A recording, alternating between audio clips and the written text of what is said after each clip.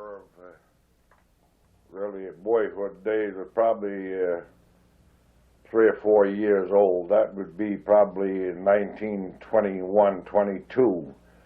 And there were 10 of us children there at the farm, and each one had specific chores to do. Each one had a job lined up for him every day. Well, the day started off really when you heard that old pump squeaking. She'd start pumping on that old big pump down in the kitchen. When that thing started to squawk and pump, you knew she was putting the coffee on. Well, by then she'd start that old big frying pan, that old donut kettle going, and she had already made bread the night before and had risen. She'd take big chunks of it and throw it in this hot lard and start frying that up. That would be our breakfast. Well, it was never served in individual cups. There was a pot on the middle of the table, probably 16, 18 quarts of coffee, and then on the other side of the table there'd be anywhere from 12, 15 pork chops or 5 or 6 big chunks of ham. We never had this orange juice and little tidbits of oatmeal or cereal like today, cornflakes. You really started out with either a good-sized pork chop or a couple eggs, and well, you might wind up with a good big gob of homemade relish, and that would set you off. Well, then, after you got that breakfast down, each one of us had a job to do. One would do the milking, the other one would have to start going out and either plowing, cultivating, hauling manure, whatever the time.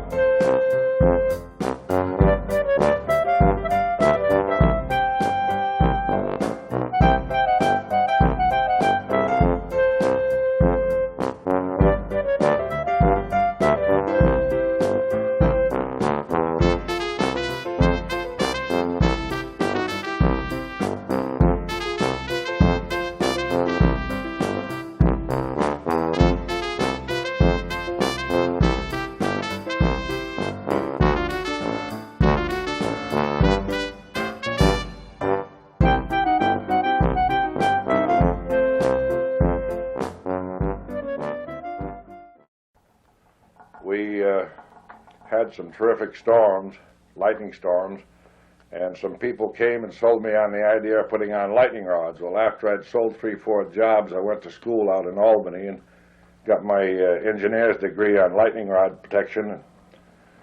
I approached the people in Wendell from the church to put rods on the church, and they said the church had been there a good many years and the good Lord would take care of it. Well, it wasn't a month or so later, good Lord wasn't watching that night and struck the top of the church steeple and took the biggest part of it off. Well, I talked to them again, and they said, well, that only happens once in 1,000 years, and it never happened again. Well, it wasn't too long, a year or so, it struck it again and took another portion off. Well, after I talked to them that time, they said they didn't have much money in the kitty, and that they would think it over. Well, the third time it struck it, it took the third structure off and part of the roof. They decided then that we should protect the church, so I did start putting lightning rods on the church and gave them the work and the material it cost us. Old Harry Thayer was around there, and he said, well, God, don't talk to him. He'll have lightning rods on your place before you leave town.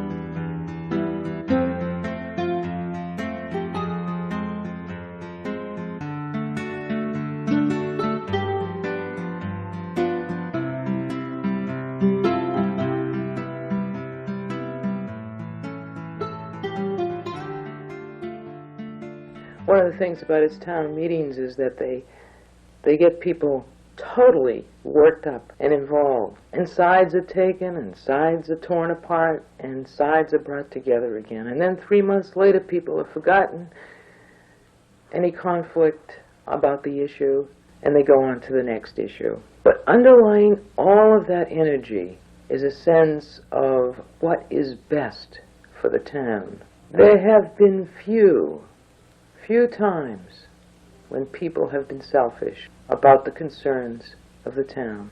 And whenever that is apparent, the town meeting becomes the arena for making things fair again. And there is no place that I know that you can make a difference as you can in Wendell.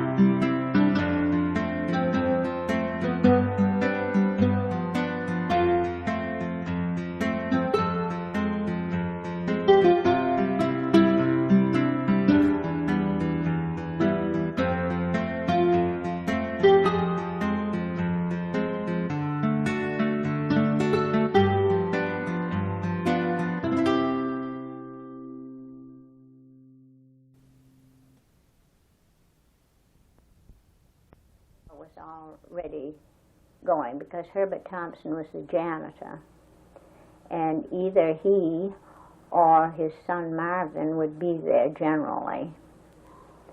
And we had a regular sort of a log stove, and they would get the fire going. And then during the day, the boys in the upper grades would tend to it. And many times the children that sat down front would have to go up around the stove till about recess time to be warm enough, to be comfortable at least. And quite often Grandma Merchant, who was a school teacher at one time, would come down and stay all day visiting. She'd come down with Maud in the morning and stay all day and then go home, at night.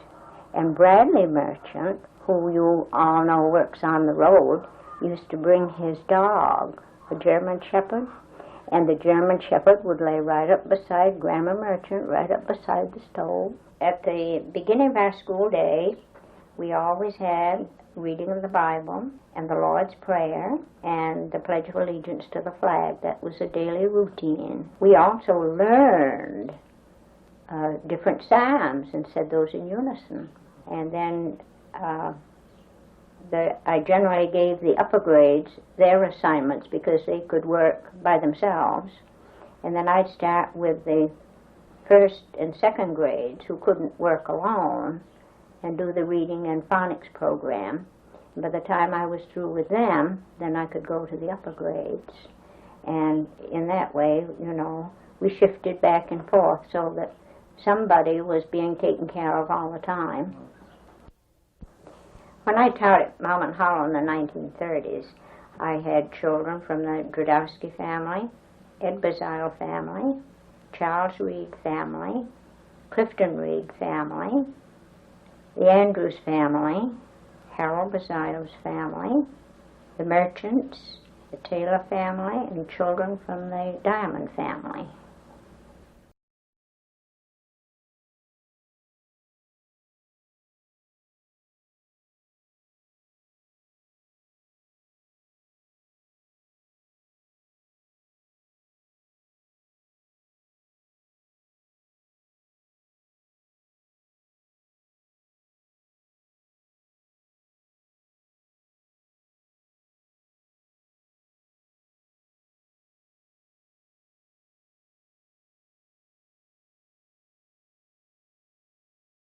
Put them up on a frame, and of course there were 10 children. They had to do the laundry for all of them, had to do all the cooking for the next day, and many a night, 10, 11 o'clock, she'd be still on that old scrub board. You could hear her scrubbing, and you'd get up in the morning, the clothes would be all hung out. Well, a year or two went by, and we began to gain 13, 14 years old. We began to make a few pennies more, and some guy came along with an old washing machine that was run by gasoline. Well, we thought that was quite the thing. He started it up out in the yard, and he told us it was $50 or $75. I don't remember what, but he said we didn't have it. And he said, well, leave it here and try it.